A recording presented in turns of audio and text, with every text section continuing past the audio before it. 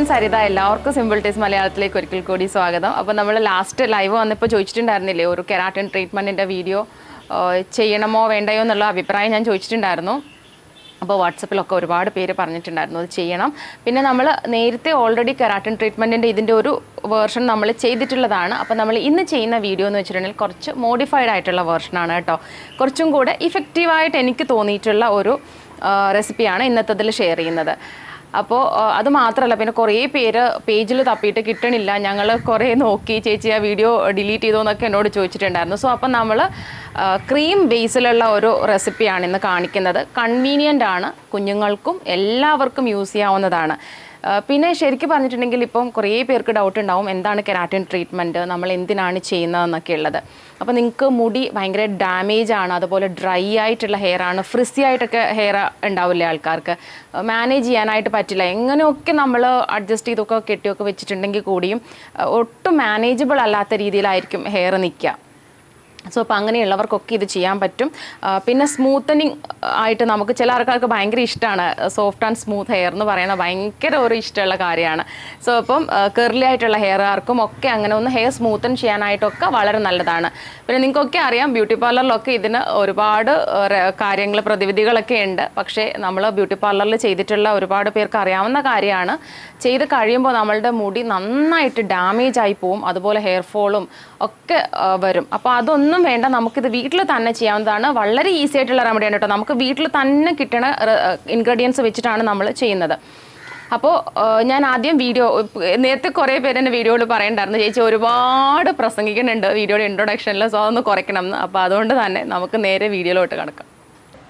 ഇതിനായിട്ട് നമുക്ക് ആദ്യം വേണ്ട ഇൻഗ്രീഡിയൻ്റ് എന്ന് വെച്ചിട്ടുണ്ടെങ്കിൽ 1 കപ്പ് ചോറാണ്. അപ്പോൾ ഇത് ഞാനിവിടെ എടുത്തിട്ടുള്ളത് പച്ചരിയുടെ ചോറാണ്. അപ്പോൾ നല്ലതുപോലെ വെന്തിട്ടുള്ള പച്ചരിയുടെ ചോറ് എടുക്കുക.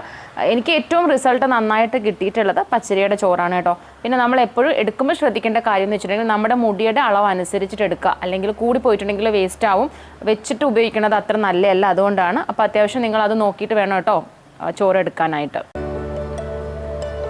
നെക്സ്റ്റ് നമ്മൾ ആഡ് ചെയ്ത് കൊടുക്കുന്നത് ഒരു വലിയ സ്പൂൺ കോൺഫ്ലോർ ആണ് കേട്ടോ. അപ്പോൾ നിങ്ങൾ 1 കപ്പോളാണ് എടുക്കുന്നതെങ്കിൽ ചോറ് എടുക്കുന്നതെങ്കിൽ അതിലേക്ക് ഒരു വലിയ സ്പൂണാണ് കോൺഫ്ലോർ ആഡ് ചെയ്ത് കൊടുക്കേണ്ടത്. നെക്സ്റ്റ് നമ്മൾ ആഡ് ചെയ്ത് കൊടുക്കുന്നത് കോക്കനട്ട് മിൽക്ക് പൗഡർ ആണ് കേട്ടോ. തേങ്ങാപ്പാലിൻ്റെ പൊടി, ഇത് സൂപ്പർ മാർക്കറ്റിലൊക്കെ കിട്ടും.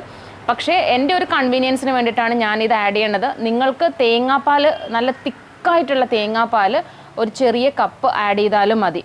അപ്പോൾ അത് ശ്രദ്ധിക്കണം. എന്നോട് ഒരുപാട് പേര് ചോദിക്കും ഈ തേങ്ങാപ്പാലിൻ്റെ പൗഡർ ഇല്ല, അപ്പോൾ എന്ത് ചെയ്യണം ചേച്ചിയെന്ന്. അതിന് പകരമായിട്ട് നമുക്ക് തേങ്ങ ഉണ്ടല്ലോ, തേങ്ങ ചിരകിയിട്ട് ഒട്ടും വെള്ളം ഒഴിക്കാണ്ട് മിക്സിയിൽ അത് നല്ലതുപോലെ അരച്ചിട്ട് നല്ല തിക്കായിട്ടുള്ള മിൽക്ക് എടുക്കുക കേട്ടോ, അത് ആഡ് ചെയ്താൽ മതി. നെക്സ്റ്റ് നമ്മൾ ആഡ് ചെയ്ത് കൊടുക്കുന്നത് ഭ്രമരയുടെ പ്രീമിയം ഹെയർ ഓയിലാണ്. എനിക്ക് ഇത് ഓൾറെഡി നമുക്കിപ്പോൾ ഡ്രൈ ആയിട്ട് ഡാമേജ് ആയിട്ടുള്ള ഹെയറിനൊക്കെ ഒരുപാട് നല്ലതാണ്. അപ്പോൾ അതുകൊണ്ട് ഞാൻ ഇത് 1 സ്പൂൺ ആഡ് ചെയ്ത് കൊടുക്കും. നിങ്ങൾക്കിപ്പം ഇത് ഇല്ല നിങ്ങളുടെ കയ്യിൽ എങ്കിൽ നോർമലായിട്ടുള്ള കോക്കനട്ട് ഓയിൽ ആഡ് ചെയ്ത് കൊടുത്താൽ മതി കേട്ടോ. പച്ച വെളിച്ചെണ്ണ 1 സ്പൂൺ ആഡ് ചെയ്ത് കൊടുക്കുക. നെക്സ്റ്റ് നമ്മൾ ആഡ് ചെയ്ത് കൊടുക്കുന്നത് ഒരു 2 സ്പൂൺ തൈരാണ് കേട്ടോ. നല്ല കട്ട തൈര് ആഡ് ചെയ്ത് കൊടുക്കണം, അധികം വെള്ളമില്ലാത്ത തൈര് ആഡ് ചെയ്ത് കൊടുക്കുക.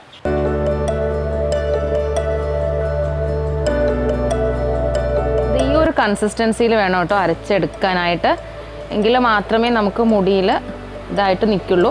പിന്നെ ഇത് ഉപയോഗിക്കേണ്ട വിധവും എങ്ങനെയാണ്, ആഴ്ചയിൽ എത്ര പ്രാവശ്യമാണ് ഉപയോഗിക്കേണ്ടതെന്നൊക്കെ ഉള്ളത് പറഞ്ഞത്. അപ്പോൾ എപ്പോഴും ഈ ഒരു ക്രീമി കൺസിസ്റ്റൻസിയിൽ വേണം നമ്മൾ ഉണ്ടാക്കിയെടുക്കാനായിട്ട്, അല്ലെങ്കിൽ കുറേ വെള്ളമായി പോയിട്ടുണ്ടെങ്കിൽ നമ്മളുടെ മുടിയിൽ പിടിച്ചിരിക്കില്ല.